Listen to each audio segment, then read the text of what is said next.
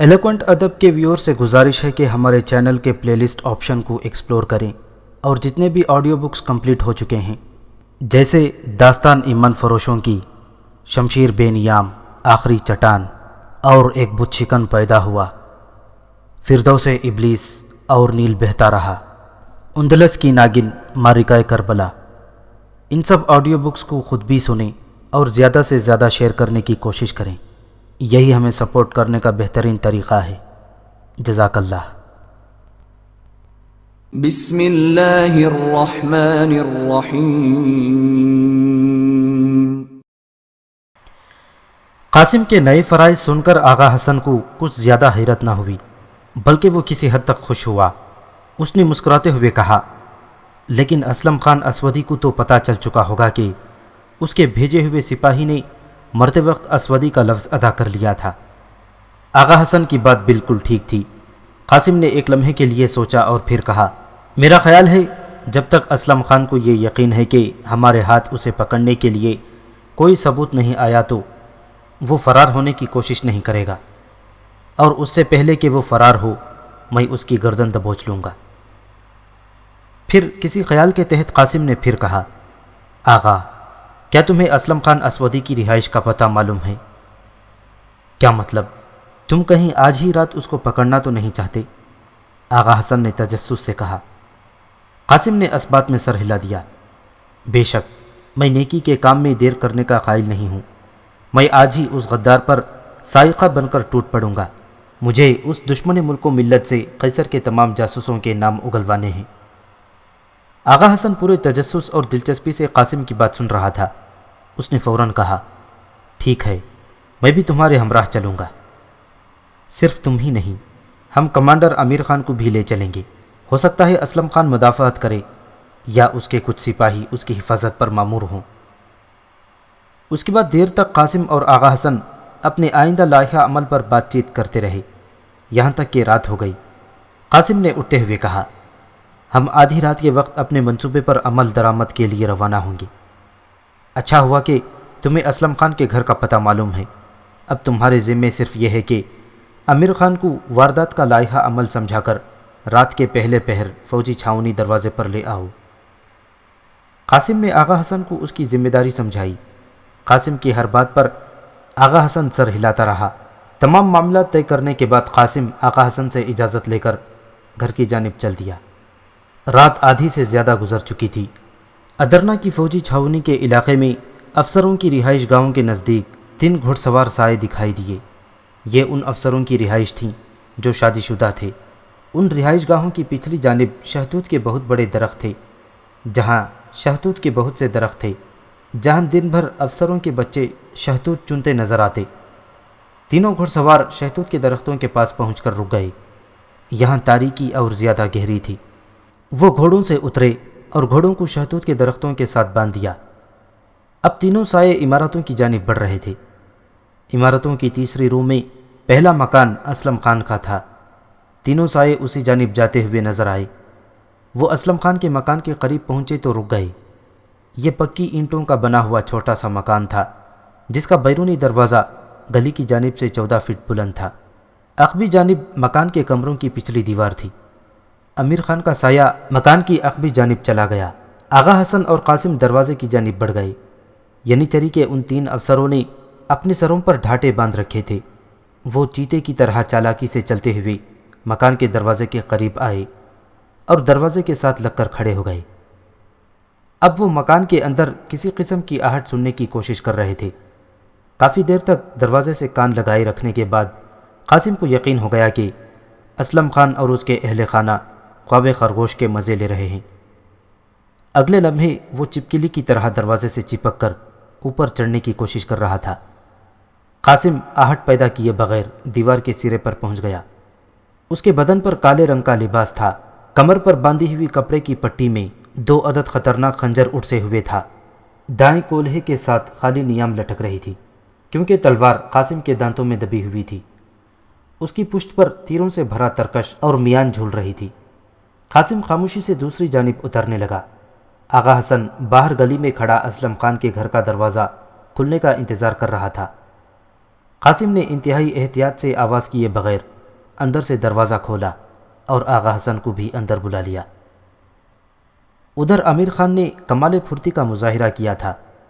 وہ مکان کی عقبی دیوار میں موجود چھوٹے سے رکنوں میں ہاتھ اور پاؤں کی انگلیاں پھنسا کر کسی چپکلی کی طرح مکان کی چھت پر پہنچ گیا۔ چھت پر پہنچ کر امیر خان درمیان میں چلنے کے بجائے ایک طرف دیوار ہی پر بلی کی سی چال چلتا ہوا صحن میں اترتے ہوئے زینوں تک جا پہنچا۔ یہاں سے گھر کے اندر کا صحن نظر آ رہا تھا۔ امیر خان سب سے اوپر والے زینے پر دیوار کی اوٹ میں چھپ کر بیٹھ گیا۔ یہاں سے اسے آغا حسن اور قاسم کی کارروائی پر نظر رکھنا تھی۔ قاسم اور آغا حسن بیرونی دروازے سے اندر داخل ہوئے تو سب سے پہلے مکان کا باغ تھا۔ مکان کے صحن میں شہتوت کا ایک بہت بڑا درخت لگا ہوا تھا، جس کا سایہ رات تاریکی میں کسی بھوت کی طرح دیواروں پر پڑ رہا تھا۔ آج چاندنی رات تو تھی، لیکن چاند کئی منزلیں طے کرتا ہوا سورج کے تعاقب میں شفق پر چھلانگ لگانے والا تھا۔ قاسم اور آغا حسن بڑھ کر برآمدے میں داخل ہو گئے۔ یہاں تاریکی تھی اور مکان کے دونوں کمروں کے دروازے اندر سے بند تھے۔ قاسم اور آغا حسن الگ الگ دروازوں پر کان لگا کر سننے لگے اور اندر کسی قسم کی آہٹ محسوس کرنے کی کوشش کرنے لگے، لیکن کمروں میں بلا کی خاموشی تھی۔ قاسم کو کچھ غیر قدرتی سا لگا، لیکن وہ نہ سمجھ سکا۔ بالآخر اس نے دروازے پر دباؤ ڈالا تو یہ جان کر اس کی حیرت کی انتہا نہ رہی کہ دروازہ کھلا تھا۔ اس نے چونک کر ہاتھ ہٹا لیا اور آغا حسن کو ہاتھ کے اشارے سے اپنے قریب بلا لیا۔ دونوں بے حد احتیاط تھے۔ آغا حسن قریب آیا تو قاسم نے اسے باہر رکنے کا اشارہ کیا اور خود تاریک کمرے میں داخل ہونے کے لیے دروازے کو یکلخت چوپٹ کھول دیا۔ اگلے لمحے وہ کمرے کے اندر تھا، لیکن اپنے اندر داخل ہوتے ہی گویا اس پر آفت ٹوٹ پڑی۔ کسی نے تلوار کا بھرپور وار کر کے اس کی گردن تن سے جدا کر دینا چاہی تھی۔ نہ جانے وہ کون سی طاقت تھی جس نے دل سے قاسم کو چھلانگ لگانے پر آمادہ کر دیا تھا۔ وہ اچھل کر ایک جانب ہوا اور اندھیرے میں موجود دشمن کا وار خالی چلا گیا۔ اب قاسم سنبھل چکا تھا، لہٰذا اس نے دشمن کا دوسرا وار تلوار کی چمک کو دیکھ کر اپنی تلوار پر روکا۔ لوہے سے لوہا ٹکرایا اور ٹن کی آواز پیدا ہوئی، لیکن اسے یہ جان کر بے پناہ حیرت ہوئی کہ برآمدے سے بھی ٹن ٹن کی آواز آ رہی تھی۔ گویا دشمن صرف اکیلا نہیں تھا، بلکہ اس کے ساتھ کوئی ساتھی بھی باہر کہیں چھپا ہوا تھا جو آغا حسن پر حملہ آور ہوا تھا۔ اس کا مطلب تو یہ تھا کہ اسلم خان اور اس کے ساتھی پہلے ہی گھات لگا کر بیٹھے تھے۔ قاسم اندھیرے میں اندیکھے دشمن کے وار روکتا رہا اور پھر اچانک اس نے ایک زبردست داؤ کھیلا۔ اس نے ایک دم اپنا پیر پھسلایا اور زمین پر گر گیا۔ اگلے لمحے وہ پھسلتا ہوا مد مقابل کی ٹانگوں سے ٹکرایا۔ مد مقابل اوندھے منہ نیچے آ رہا۔ قاسم نے لیٹے لیٹے اپنی تلوار کا رخ اس کی جانب کر دیا۔ مد مقابل تلوار پر گرا اور تلوار اس کے پیٹ سے آر پار ہو گئی۔ فضا میں ایک چیخ سی گونجی اور مد مقابل کے پیٹ سے خون کے فوارے چھوٹ پڑے۔ قاسم سنبھل کر تیزی سے اٹھا اور باہر کی جانب لپکا، لیکن یہاں آغا حسن پہلے ہی اس کی گردن کاٹ چکا تھا۔ آغا حسن اور قاسم کو اچانک سیڑھیوں پر دوڑتے قدموں کی آواز سنائی دی اور پھر تھوڑی دیر بعد دو تلواریں ٹکرانے کی آواز آنے لگی۔ گویا امیر خان کی مٹ بھیڑ بھی دشمن سے ہو چکی تھی۔ آغا حسن اور قاسم زینے کی جانب دوڑے، لیکن اس سے پہلے کہ وہ زینے پھلانگتے، اوپر سے کوئی گٹھڑی سی لڑکتی ہوئی نیچے آ گری۔ گٹھڑی قاسم کے پیروں میں آ کر رکنے کے بجائے ایک دم اٹھ کر کھڑی ہو گئی۔ آغا حسن نے چاند کی روشنی میں پہچانا، یہ اسلم خان تھا۔ اس کی تلوار گر چکی تھی اور وہ زینوں سے لڑک کر صحیح سالم بچ گیا تھا۔ قاسم نے اپنی تلوار سیدھی کی اور اسلم خان کی ٹھوڑی پر ٹکا دی۔ اسلم خان نے جرأت کر کے خاصی بلند آواز میں کہا، کون ہو تم لوگ اور کیا چاہتے ہو مجھ سے؟ اسلم نے آواز نکالی تو قاسم نے تلوار کا دباؤ بڑھا دیا اور سام کی طرح پھنکارتے ہوئے کہا، تم ہمیں اچھی طرح پہچانتے ہو اسلم خان، ہم اسلام کے غداروں کی موت ہیں۔ تم اگر کچھ رعایت چاہتے ہو تو یاد رکھو کہ تمہاری بھلائی اسی میں ہے کہ تم سب کچھ اگل دو۔ کیا اگل دوں؟ مجھے کچھ معلوم نہیں۔ تم لوگوں نے کچھ کہا تو خود بھی بچ نہ سکو گے۔ تم ینیچری کے ایک سالار پر ہاتھ اٹھا رہے ہو۔ اب اسلم خان کا حوصلہ بحال ہو رہا تھا۔ اچانک قاسم نے اسلم کی ٹھوڑی سے تلوار پیچھے ہٹا لی۔ اسلم نے حیرت سے قاسم کی جانب دیکھا، لیکن اگلے لمحے اس کی دردناک چیخ نے پوری فضا کو چیر دیا۔ قاسم نے پوری کی پوری تلوار اس کی دائیں ران میں گھونپ دی تھی۔ تکلیف کی شدت سے اس کی چیخ بہت بلند آواز میں پیدا ہوئی، یقیناً آس پاس کے مکانوں میں سنی گئی ہوگی۔ اب قاسم اور آغا حسن کو جو کچھ بھی کرنا تھا آنن فانن کرنا تھا۔ امیر خان ابھی تک چھت پر ہی تھا۔ اس نے ایک اچھے سپاہی کی طرح اپنی طے شدہ جگہ نہ چھوڑی تھی۔ قاسم نے اسلم خان کی ران میں تلوار گھونپی لیکن واپس نہ کھینچی۔ اسلم تکلیف کی شدت سے زمین پر گر چکا تھا۔ وہ اور بھی چیختا، لیکن آغا حسن نے آگے بڑھ کر اس کا منہ ہاتھ سے بھینچ کر بند کر دیا تھا۔ قاسم خونخوار انداز سے اسلم کی آنکھوں میں جھانکتے ہوئے بولا، اسلم خان، زندگی سے زیادہ قیمتی کوئی چیز نہیں، خصوصاً تمہارے جیسے غداروں کے لیے۔ تم اگر جینا چاہتے ہو تو سچ سچ بتاؤ کہ تمہارا آدمی ہماری باتیں کیوں سن رہا تھا۔ یہ بھی بتاؤ کہ ابو جعفر کے ساتھ تمہارا کیا تعلق ہے، اور ینیچری میں تمہارے علاوہ اور کون کون سے لوگ قیصر کے جاسوس ہیں۔ اور یاد رکھو کہ اب چیخنا مت، ورنہ اب کی بار میں تمہارے کان کاٹ دوں گا۔ قاسم کے لہجے میں بے پناہ صفاکی اور بے رحمی تھی۔ اسلم تو درکنار، قاسم کی آواز سے آغا حسن بھی کانپ اٹھا۔ آغا حسن قاسم کے اشارے پر اسلم کے منہ پر سے ہاتھ ہٹا چکا تھا۔ اسلم قاسم کی صفاکی سے اس قدر خوفزدہ ہوا کہ بے پناہ درد کے باوجود زبان سے خاموش رہا۔ قاسم کے دوبارہ پوچھنے پر وہ طوطے کی طرح بولنے لگا۔ اس نے بتایا کہ ابو جعفر در حقیقت قیصر کا جاسوس ہے اور سلطنت عثمانیہ کی تباہی کے غرض سے ادرنا میں مقیم ہے۔ اس نے یہ بھی بتایا کہ ابو جعفر نے ینیچری میں اپنی سازش کا جال بچھا رکھا ہے، لیکن وہ ینیچری میں موجود قیصر کے جاسوسوں کے مکمل نام نہ بتا سکا۔ اس نے ایک سالار کا ہی نام لیا تھا کہ اس کی گردن ڈھلک گئی۔ وہ شاید بے ہوش ہو چکا تھا۔ اتنے میں چھت پر سے امیر خان نے تیز سرگوشی کرتے ہوئے کہا، ساتھ کے مکان میں ہلچل سی دکھائی دے رہی ہے، آپ لوگ جلدی سے اپنا کام نمٹانے کی کوشش کیجیے۔ قاسم نے مایوسی سے بے ہوش اسلم کی جانب دیکھا اور اگلے لمحے بے رحمی سے اپنی تلوار واپس کھینچ لی۔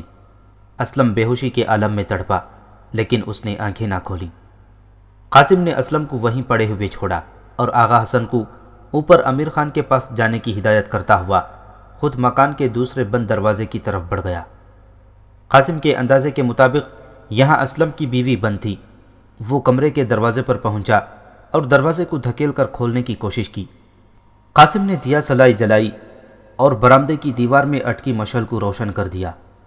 اب مشعل قاسم کے ہاتھ میں تھی۔ اس نے بائیں کندھے کے زور سے دروازے کو توڑنے کی کوشش کی اور کچھ ہی دیر میں کڑاک کی آواز سے دروازہ ٹوٹ گیا، لیکن اسے کمرے میں داخل ہونا نصیب نہ ہوا۔ نہ جانے زینوں کے پاس بے ہوش لیٹا ہوا اسلم خان کب ہوش میں آیا اور زمین پر گھسٹتے ہوئے کب قاسم کے عقب میں پہنچ گیا۔ اب اس کے ہاتھ میں ایک لمبا خنجر چمک رہا تھا۔ قاسم نے جو ہی دروازے کی پٹ کو توڑا، اسلم نے آدھا دھڑ اوپر اٹھاتے ہوئے قاسم کی پشت پر خنجر کا وار کر دیا۔ بالکل آخری وقت میں قاسم کو اپنے پیچھے حرکت کی آواز سنائی دی اور وہ تیزی سے مڑا، لیکن اب دیر ہو چکی تھی۔ اسلم خان کا خنجر قاسم کے دائیں پہلو پر پڑا اور اس کے کولہے کا گوشت چیرتا ہوا دوسری طرف نکل گیا۔ اس طرح گویا اسلم خان نے اپنے زخم کا بدلہ لے لیا تھا۔ قاسم کی زوردار سسکی بلند ہوئی، لیکن وہ اپنی جگہ پر ثابت قدم رہا۔ اس کے ہاتھ سے مشعل گر چکی تھی، لیکن مشعل کی روشنی بدستور قاسم اور اسلم پر پڑ رہی تھی۔ قاسم نے اپنے زخم کی پرواہ نہ کرتے ہوئے پوری قوت سے تلوار گھمائی اور اسلم خان کا سر کاٹ کر کمرے کے اندر جا گرا۔ مشعل کی روشنی اندر تک جا رہی تھی۔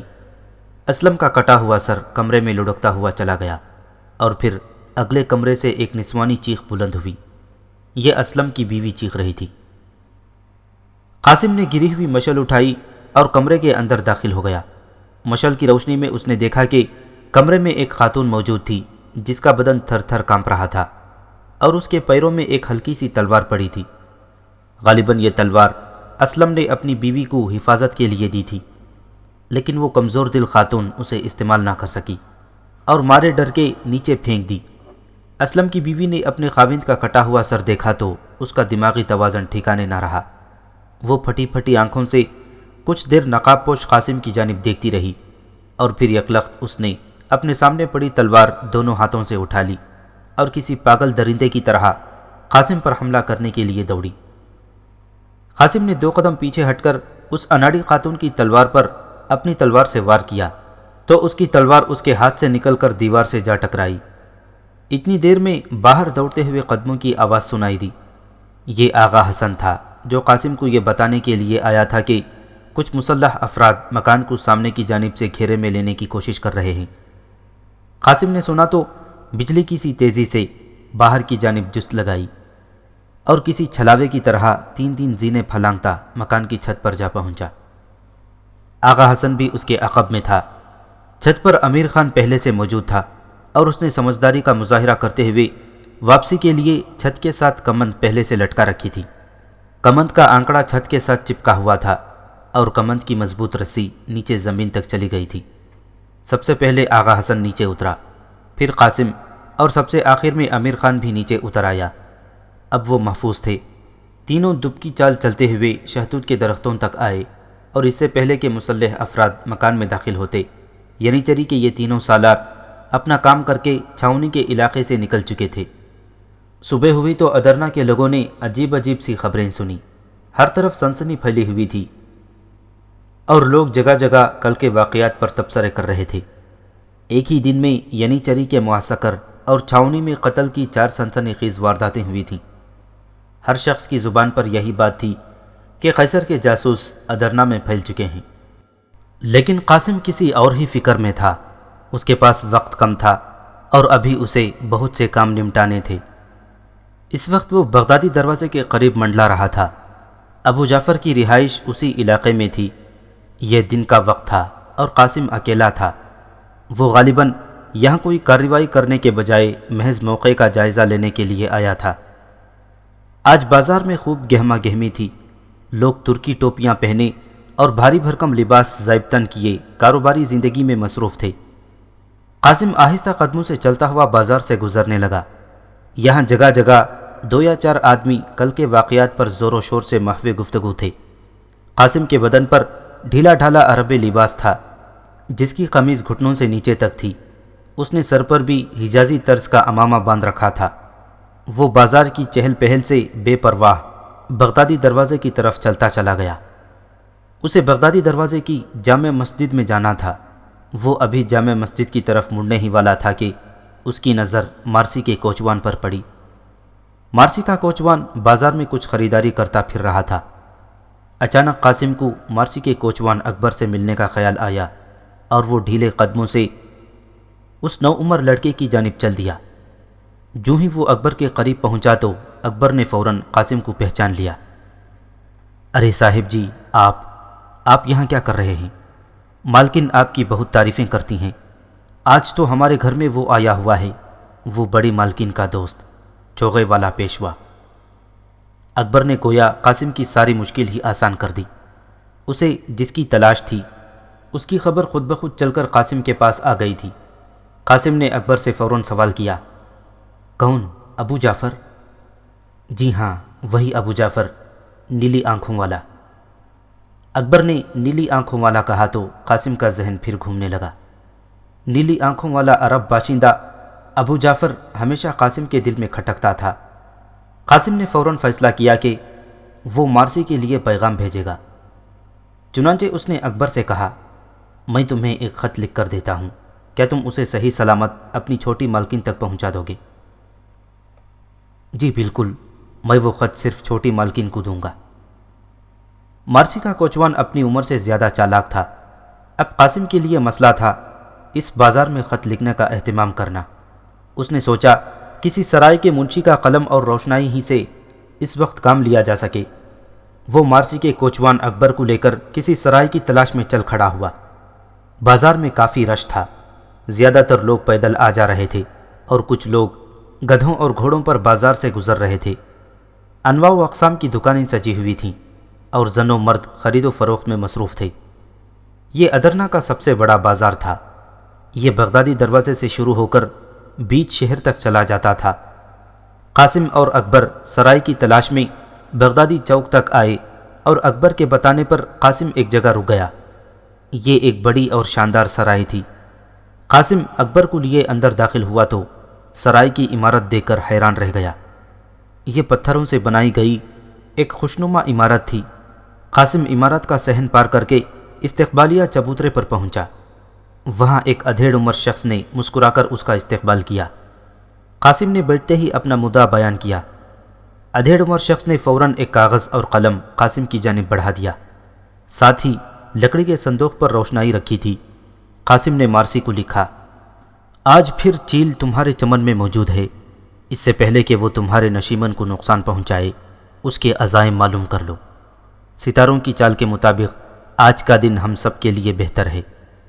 پرندگان چمن کے لیے چیل کا خطرہ کم ہوتا جا رہا ہے۔ امید ہے شاہین کے آنے تک چیل کسی شکاری کے تیر کا نشانہ نہ بن جائے، لیکن اس کی نقل و حرکت پر خصوصاً آج کے دن نظر رکھنا تمہاری ذمہ داری ہے۔ والسلام۔ یہ ایک طرح سے خفیہ تحریر تھی، لیکن مارسی جیسی ذہین لڑکی کے لیے اسے سمجھنا کوئی مسئلہ نہ تھا۔ قاسم نے مارسی کے نام لکھی چٹھی کو تہہ کیا اور چٹھی اکبر کو تھما دی۔ اکبر نے جانا کہ کام مکمل ہو چکا ہے، چنانچہ وہ جانے کے لیے مڑا، لیکن قاسم نے اسے روک لیا۔ چبوترے پر بیٹھا ادھیڑ عمر شخص جو کنکھیوں سے قاسم کا خط پڑھنے کی کوشش کر رہا تھا، سٹ پٹا گیا۔ قاسم کے خط کا مضمون ہی انتہائی عجیب تھا۔ اگر خط مارتھا یا ابو جعفر کے ہاتھ لگ جاتا تو بھی راز نہ کھل سکتا۔ قاسم نے اب تک ایک دانشمند سراغ رساں ہونے کا ثابت دیا تھا۔ اس نے اکبر سے کہا، دیکھو اکبر، اپنی مالکن سے کہنا کہ اس خط کا جواب آج ہی دے، اور وہ بھی جلد سے جلد۔ اکبر، تم خود اپنی مالکن کا جواب لے کر آنا، میں سہ پہر کے بعد تمہارا انتظار کروں گا، لالا شاہین کی یادگار پر۔ قاسم کی ہدایت سن کر اکبر نے سر ہلا دیا۔ اب وہ جانے لگا تو قاسم نے اسے جانے دیا۔ ادھر قاسم نے اس کو مارسی کے گھر کی جانب روانہ کیا، اور ادھر خود اس نے ارادہ کر رکھا تھا کہ وہ ابو جعفر کی نگرانی کے لیے مارتھا کے گھر جائے گا۔ بظاہر وہ اکبر کے جانے کا انتظار کرتا رہا۔ اکبر سرائے کی عمارت سے نکل گیا تو قاسم بھی سرائے کے منشی کا شکریہ ادا کر کے باہر نکلنے کے لیے اٹھا۔ وہ ابھی سرائے کی راہداری میں ہی تھا کہ سرائے میں داخل ہونے والے ایک اجنبی کو دیکھ کر چونک پڑا۔ یہ شخص اپنی شکل و صورت اور حلیے سے ہنگری عیسائی باشندہ دکھائی دیتا تھا، اور یہی بات قاسم کے چونکنے کا باعث تھی۔ اجنبی مسافر تھا، اور اس کی پیٹھ پر لدا سامان اس بات کا گواہ تھا کہ وہ ابھی ابھی ادرنا میں وارد ہوا ہے۔ اس سے پہلے کہ قاسم اس کے بارے میں کچھ اور سوچتا، اجنبی بالکل قاسم کے قریب سے گزرنے لگا تو رک گیا اور انتہائی معصومیت سے دریافت کرنے لگا، کیا یہ سرائے ہے؟ اجنبی کے لب و لہجے کو دیکھ کر قاسم کا شک یقین میں بدل گیا۔ یہ واقعی ہنگری کا یورپی باشندہ تھا۔ قاسم جیسے سراغ رساں نے مشکوک اجنبی کا سوال کرنا غنیمت جانا اور پوری طرح سے اجنبی کی طرف متوجہ ہو گیا۔ جی، آپ کہاں سے تشریف لائے ہیں؟ کیا آپ کو سرائے کی تلاش ہے؟ قاسم نے اجنبی کو جواب دینے کے بجائے عام سے انداز میں سوال کیا۔ جی، میں ہنگری سے آیا ہوں اور ابھی ابھی اس شہر میں وارد ہوا ہوں۔ اجنبی کے لہجے میں بلا کی سادگی تھی۔ وہ شکل و شباہت سے قیصر کا جاسوس یا کسی عیسائی فوج کا سپاہی نہ لگتا تھا۔ اس کے چہرے پر ایک سادہ سی مسکراہٹ تھی اور آنکھوں کے گرد سیاہ حلقے تھے۔ اس کی آنکھوں کی رنگت بھی یورپی باشندوں کی طرح نیلی تھی۔ اب قاسم کے اعصاب ڈھیلے ہونے لگے۔ وہ سوچنے لگا کہ یہ شخص خطرناک نہیں ہو سکتا۔ اس کا لہجہ اور چہرہ کسی جاسوس کا سا نہیں، یہ کوئی سوداگر یا بیوپاری ہی ہو سکتا ہے۔ چنانچہ قاسم نے جانے کا فیصلہ کر لیا اور ویسے ہی ازراہ معلومات اجنبی سے آخری سوال کر دیا، لیکن اس سے پہلے اس نے اجنبی کو بتایا کہ ہاں، یہ سرائے ہے اور بہت اچھی سرائے ہے، آپ غالباً سوداگر ہیں۔ قاسم کا لہجہ استفہامیہ تھا۔ وہ شخص بھولے پن سے ہنس دیا اور زور زور سے نفی میں سر ہلانے لگا۔ نہیں نہیں، مجھے سوداگر مت کہیے، میں دنیا کو خریدنے کے لیے نہیں نکلا اور نہ ہی بیچنے کے لیے۔ میں تو لوگوں کو یہ بتانے کے لیے نکلا ہوں کہ دنیا کی خرید و فروخت بند کر دو۔ زندگی بہت مختصر ہے، جسے خرید و فروخت میں نہیں گزار دینا چاہیے۔ ایک دم سے قاسم کی دلچسپی اجنبی میں پھر بڑھ گئی۔ اس نے اجنبی کو ٹٹولنے کے لیے پھیکی سی مسکراہٹ کے ساتھ کہا، آپ کی سوداگر والی بات ٹھیک ہے، لیکن زندگی کے مختصر ہونے والی بات غلط ہے۔ زندگی کہاں مختصر ہے، زندگی تو بہت طویل ہے۔ پہلے اس دنیا میں جینا پڑتا ہے، پھر اس دنیا میں۔ موت کا فرشتہ تو صرف انسان کا بدن چھوتا ہے، وہ روح کے مرکز سے دور رہتا ہے۔ اجنبی نے کچھ دیر کے لیے حیرت سے پھٹی پھٹی آنکھوں کے ساتھ قاسم کی بات سنی اور پھر تیزی سے اپنی پیٹھ کا سامان اتارنے لگا۔ اگلے لمحے وہ قاسم سے بغل گیر ہو رہا تھا۔ واہ، میں کتنا خوش نصیب شخص ہوں، ادرنا میں پہلے قدم پر ہی میری ملاقات ایک مناسب آدمی سے ہو گئی۔ آپ نے زندگی کی بات خوب کہی، یہ بہت بڑی بات ہے۔ کیا آپ حکیم ہیں؟ اجنبی کی بات سے قاسم ہنس دیا اور کہنے لگا، نہیں حضور، یہ بڑی بات نہیں بلکہ عام سی بات ہے۔ یہ بات تو آپ کو مسلمانوں کا کوئی چھوٹا سا بچہ بھی بتا سکتا ہے۔ اب اجنبی پہلے سے بھی زیادہ حیران ہو رہا تھا۔ کیا واقعی مسلمانوں کا کوئی چھوٹا سا بچہ بھی یہ بات بتا سکتا ہے؟ جی ہاں، چھوٹا سا بچہ بھی، قاسم نے مسکراتے ہوئے جواب دیا۔ اب وہ اجنبی کو کوئی خوبتی سمجھ رہا تھا، کیونکہ اس نے دیکھا کہ اجنبی اب خلا میں گھورتے ہوئے اپنے آپ سے باتیں کر رہا تھا۔ اجنبی کہہ رہا تھا، اس کا مطلب ہے مذہب کے پاس بھی کائنات کے مشکل سوالوں کا جواب ہے۔ میں تو سمجھتا تھا کہ مذہب ایسے ہی کچھ سمجھدار لوگوں کی چکر بازی ہے۔ اگر مسلمان موت کے قائل نہیں تو یقیناً ان کے پاس انسان کی مقصدیت کا اعلیٰ اور برتر شعور موجود ہے۔ اس کا مطلب ہے کہ میں ٹھیک جگہ پر آ گیا ہوں۔ ہاں، میں ٹھیک جگہ پر آ گیا ہوں۔ اب میں پیاسا نہیں رہوں گا۔ اے اربان، سنا تم نے، میں ٹھیک جگہ پر آ گیا ہوں۔ اجنبی کی باتیں سن کر قاسم کی دلچسپی ایک بار پھر بڑھنے لگی، لیکن اس کے پاس وقت کم تھا۔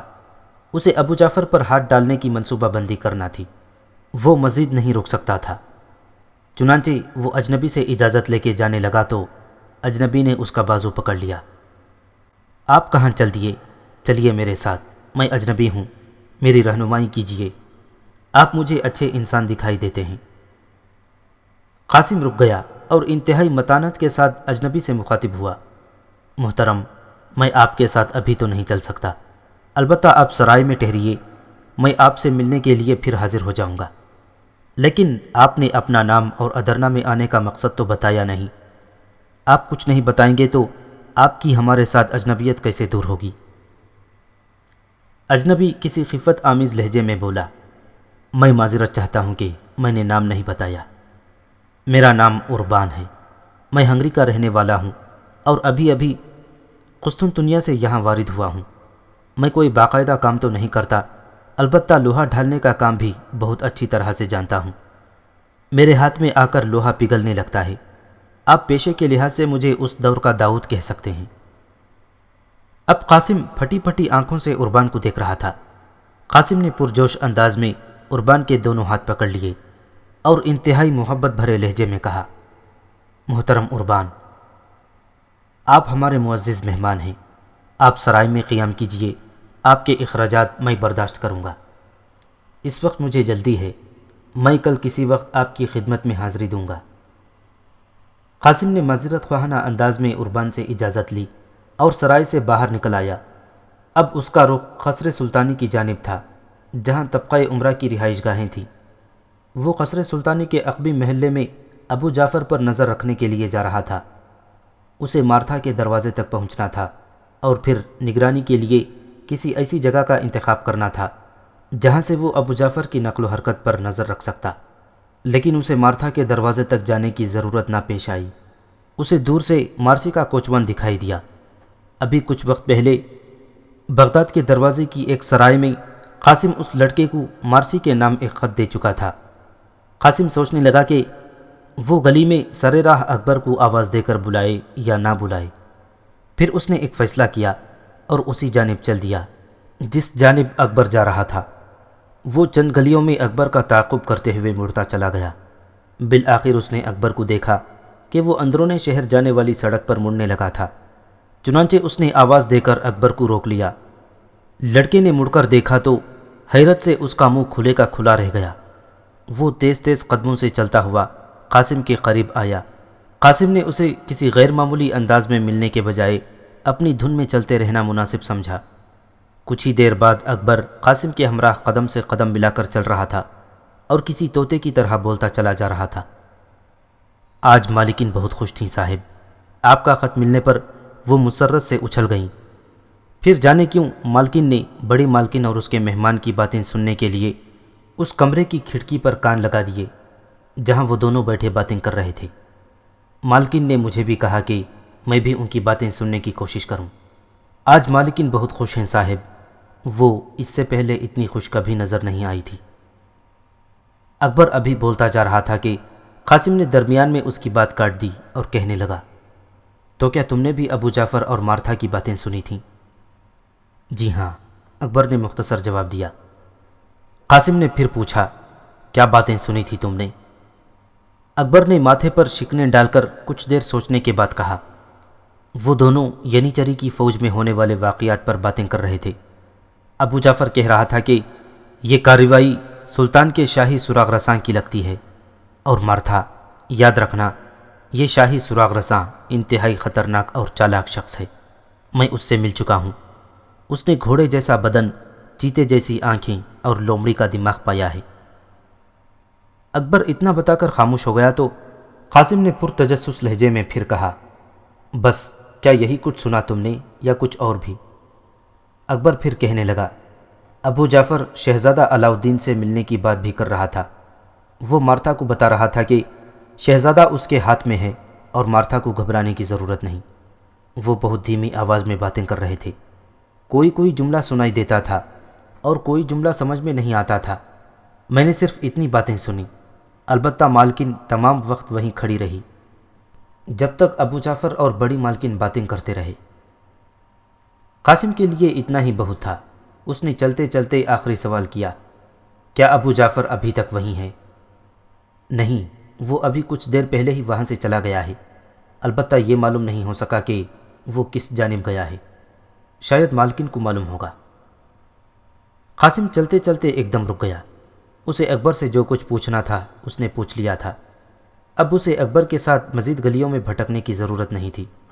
اس نے پیار بھرے انداز میں اکبر کو 2-3 اشرفیاں تھمائیں اور اس کے کندھے کو تھپ تھپاتا ہوا ایک جانب چلا گیا۔ وہ راستے میں سوچ رہا تھا کہ ابو جعفر کے غدار ہونے میں اب کوئی شک باقی نہیں رہا۔ اس کے ذہن میں ایک بار پھر ابو جعفر کی نیلی آنکھیں کھٹکنے لگیں۔ اسے یہ تو یقین تھا کہ ابو جعفر سلطنت عثمانیہ کے خلاف ایک خطرناک سازش کا اہم مہرہ ہے، لیکن اس کے ذہن میں پیدا ہونے والا یہ خیال ابھی شک ہی تھا کہ ابو جعفر عرب ہونے کے بجائے یورپی باشندہ ہے۔ وہ چاہتا تو یہی تھا کہ ابو جعفر کی اصل حقیقت کو آشکارا کرے، لیکن اس خطرے کی بغاوت کسی بھی وقت سر اٹھا سکتی ہے۔ اس نے اپنی تفتیش کو مزید طول دینا مناسب سمجھا اور فیصلہ کیا کہ وہ ابو جعفر کو موقع دیے بغیر گرفتار کرے گا۔ چنانچہ وہ انتہائی تیز قدموں کے ساتھ چلتا ہوا خفیہ محکمے کے سربراہ بہرام کے دفتر کی جانب بڑھنے لگا، تاکہ وہ سلطان کے عطا کردہ خصوصی اختیارات استعمال کرتا ہوا ابو جعفر کو دن دہاڑے حراست میں لے سکتا۔ آج اس کا دن بہت مصروف تھا۔ اسے سحپہر کے بعد مارسی کا پیغام وصول کرنے کے لیے لالا شاہین کی یادگار تک بھی جانا تھا، اور اسے آج کے دن میں ہی ابو جعفر جیسے اثر و رسوخ رکھنے والے شخص کو گرفتار کر کے سازش کے تانے بانے تلاش کرنے تھے۔ وہ صبح سے ابھی تک پیدل چل رہا تھا، لیکن اب اسے ایک مسلح دستے کی ضرورت تھی اور ایک بہتر گھوڑے کی بھی۔ اس کام کے لیے اس نے بہرام خان کو ملوث کرنا مناسب سمجھا۔ وہ سیدھا قصر سلطانی کے قریب واقع سرکاری محکموں کی عمارت کی جانب جا رہا تھا۔ بہرام خان یہی مل سکتا تھا۔ بہرام خان کے پاس پہنچ کر اس نے اپنا مدعا بیان کیا تو بہرام خان یوں اچھلا جیسے اسے بچھو نے ڈس لیا ہو۔ یہ آپ کیا کہہ رہے ہیں؟ ہم ابو جعفر کو کیسے گرفتار کر سکتے ہیں؟ وہ طبقہ عمرہ میں سے ہے اور اس کا تعلق براہ راست قصر سلطانی تک ہے۔ قاسم نے بہرام کی بات سنی اور منہ بسور لیا، پھر کسی قدر غصے سے کہنے لگا، اس کا تعلق قصر سلطانی سے ہے تو کیا ہوا؟ خود سلطان معظم کا حکم ہے کہ ہر اس شخص کو بلا جھجک گرفتار کر لو جس کا ذرا سا بھی تعلق غداروں کے ساتھ محسوس ہو۔ میں ابو جعفر کو گرفتار کیے بغیر نہیں رہ سکتا۔ یہ سراسر فرض سے کوتاہی ہوگی۔ قیصر کا جاسوس ہماری آنکھوں کے سامنے گھومتا رہے اور ہم کچھ نہ کر سکیں، یہ کیسے ہو سکتا ہے؟ بہرام ابو جعفر کو گرفتار کرنے میں حائل تھا۔ وہ اتنا بڑا خطرہ مول لینے سے گھبراتا تھا۔ شاطر ابو جعفر نے اپنی خوشامد پسندی کی بدولت شہزادہ علاؤالدین سمیت بہت سے عمائدین سلطنت کو اپنا گرویدہ کر رکھا تھا۔ بہرام سوچتا تھا ابو جعفر پر ہاتھ ڈالا تو بڑے بڑے وزراء اور شہزادے اس کی حمایت میں دوڑے چلے آئیں گے۔ اس نے کچھ دیر سوچنے کے بعد قاسم سے کہا، قاسم بن حشام، میں تمہارے ہمراہ چل کر ابو جعفر جیسے شخص کو حراست میں نہیں لے سکتا۔ اب اگر میں نے ابو جعفر کو پکڑا تو شہزادہ علاؤالدین مجھے زنجیریں پہنا دے گا۔ اب قاسم پچھتا رہا تھا کہ اس نے سلطان کو ہدایت دینے سے منع کیوں کر دیا تھا۔ اسے سلطانی دماغ کی باریک بینی اور دور اندیشی اب دکھائی دینے لگی تھی۔ وہ سمجھ رہا تھا کہ سلطان محض سپاہی ہے، لیکن اب اسے یقین ہونے لگا کہ سلطان صرف سپاہی نہیں بلکہ ایک دانا مدبر بھی ہے۔ اسے اپنی عاقبت نااندیشی کا احساس ہوا۔ آج اگر سلطان نے بہرام کو حکم دے رکھا ہوتا تو اسے یہ مشکل پیش نہ آتی۔ اس نے آخری کوشش کے طور پر بہرام سے پھر کہا، بہرام خان، سلطان نے تمہاری موجودگی میں سر دربار میں مجھے شاہی سراغ رساں مقرر کیا تھا۔ میں تمہیں حکم دیتا ہوں کہ ابو جعفر کو گرفتار کرنے کے لیے میری مدد کرو۔ اب بہرام خان بغلیں جھانکنے لگا۔ یہ سچ تھا کہ سلطان نے جب قاسم کو شاہی سراغ رساں مقرر کیا تھا تو بہرام خان بھی دربار میں موجود تھا۔ بہرام خان اس وقت محض اس کے لیے پس و پیش سے کام لے رہا تھا کہ سلطان نے اسے خصوصیت کے ساتھ محکمہ جاتی حکم جاری نہیں کیا تھا۔ جو ہی قاسم نے دربار میں سلطان کا زبانی حکم بہرام کو یاد دلایا تو اس کے سارے کل پرزے درست ہو گئے۔ اس نے بجھے بجھے سے لہجے میں کہا، ٹھیک ہے قاسم بن حشام، میں تمہاری ذمہ داری پر یہ کام کرنے کے لیے تیار ہوں، لیکن یاد رکھو اگر شہزادہ علاؤالدین نے مجھے حکم دیا تو میں ابو جعفر کو فی الفور چھوڑ دوں گا۔ قاسم نے بہرام خان کی اس قدر آمادگی پر غنیمت جانی اور فوراً کہا، ٹھیک ہے، شہزادہ علاؤالدین کے کہنے پر تم بے شک ابو جعفر کو رہا کر دینا۔ اس کے بعد قاسم نے بہرام خان کے ساتھ ابو جعفر پر دھاوا بولنے کی باقی معاملات اور وقت کے تعین پر خاصی دیر بات چیت کی، یہاں تک کہ سہ پہر ڈھلنے لگی۔ یہاں سے فارغ ہونے کے بعد قاسم بجلی کی رفتار سے کرائے کے استبل پہنچا اور لالا شاہین کی یادگار جانے کے لیے گھوڑا حاصل کیا۔ سہ پہر ڈھلنے سے پہلے وہ یادگار کے دروازے پر تھا۔ وہ طے شدہ وقت سے قدرے تاخیر سے پہنچا تھا۔ اسے توقع تھی کہ اکبر مارسی کا پیغام لے کر پہنچ چکا ہوگا۔ وہ دروازے میں داخل ہوا تو اس کی نظر اکبر پر پڑی جو آبنوس کے درختوں کے نزدیک ایک ٹوٹی ہوئی دیوار پر چڑھ کر بیٹھا تھا۔ اکبر کی نظریں دروازے پر ہی لگی تھیں۔ جو ہی قاسم یادگار سے داخل ہوا تو وہ کود کر نیچے اترا اور قاسم کی طرف بڑھنے لگا۔ اتنے میں قاسم کی نظریں جھاڑیوں کے عقب میں چھپی بھگی پر کھڑی تو وہ چونک اٹھا۔ اس کا مطلب تھا کہ مارسی خود یہاں چلی آئی تھی۔ وہ مارسی کی جرأت پر حیران ہوا۔ آج کل مارتھا اور ابو جعفر اپنی سازش کے آخری مراحل میں تھے اور ابو جعفر آج ہی مارتا کے گھر سے اٹھ کر گیا تھا۔ مارسی کو احتیاط کرنی چاہیے تھی۔ یقیناً مارتھا اور ابو جعفر کو مارسی پر شک تھا۔ یہ بھی ہو سکتا ہے کہ ابو جعفر کے خفیہ آدمی مارسی کی نگرانی کرتے ہوں۔ قاسم یہی باتیں سوچتا تیز تیز قدموں سے بارہ دری کی طرف بڑھنے لگا۔ اب اکبر بھی اس کے نزدیک آ پہنچا تھا۔ قاسم نے اکبر کو مسکرا کر دیکھا اور کہا، لگتا ہے تمہاری مالکن خود آئی ہیں، بارہ دری میں ہے شاید۔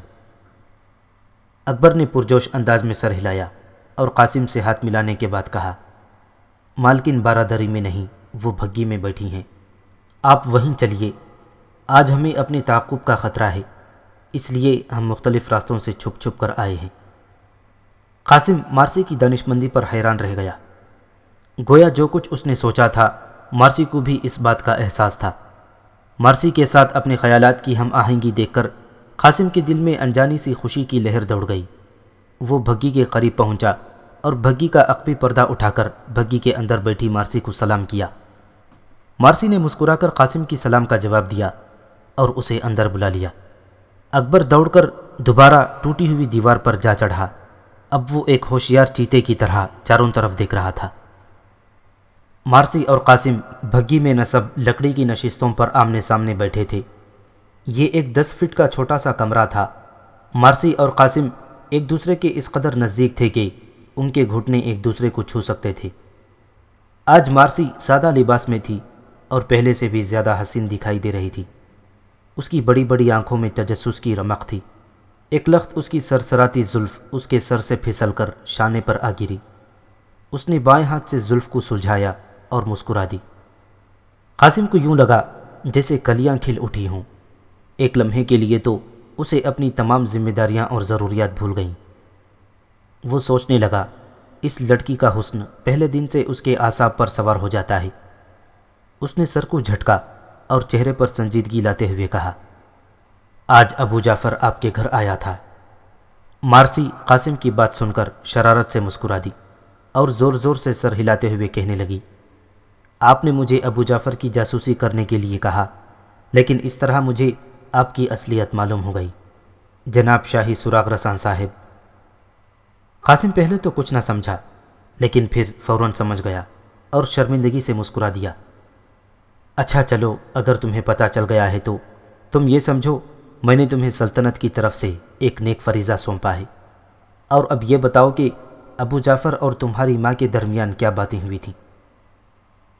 مارسی فوراً سنجیدہ ہو گئی، کہنے لگی، مجھے آج حد سے زیادہ حیرت ہوئی جب یہ معلوم ہوا کہ میری ماں اور ابو جعفر قیصر قسطنطنیہ کے لیے کام کر رہے ہیں۔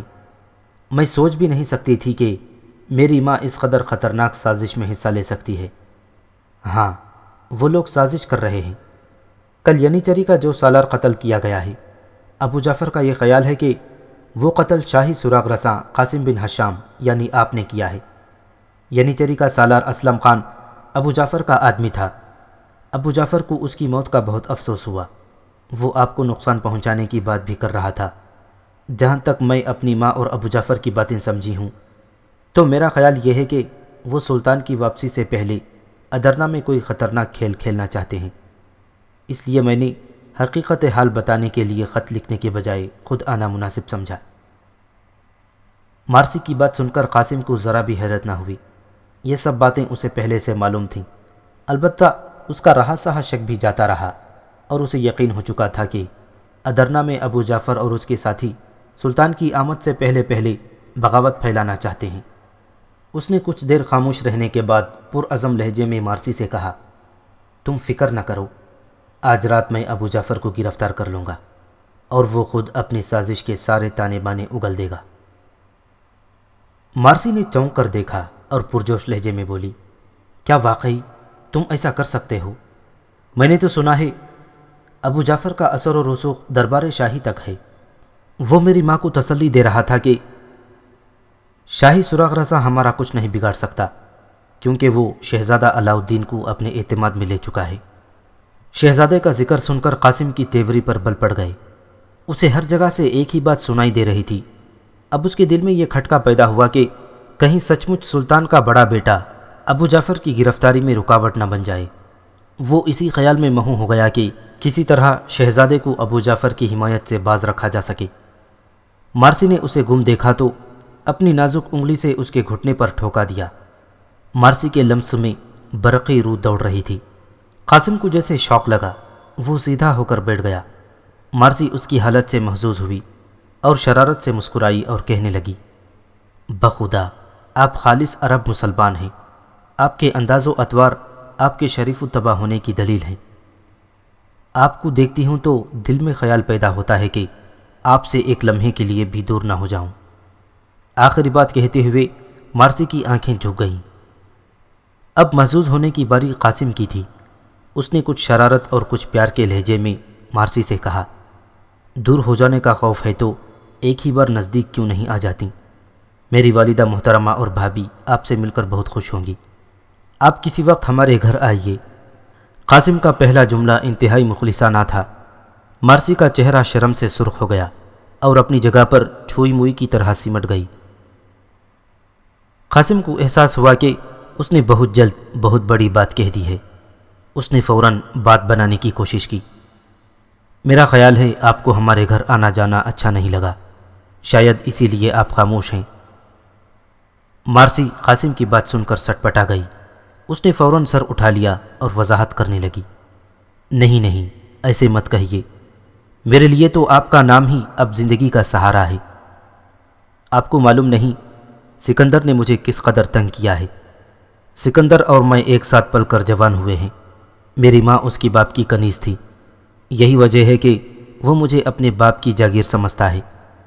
اس نے جانے سے پہلے مجھے اپنے ساتھ لے جانا چاہا، لیکن میں نے یہ کہہ کر کہ میں ایک عیسائی اور وہ ایک مسلمان ہے، اس لیے میں اسے شادی نہیں کر سکتی، وقتی طور پر اپنی جان چھڑا لی ہے۔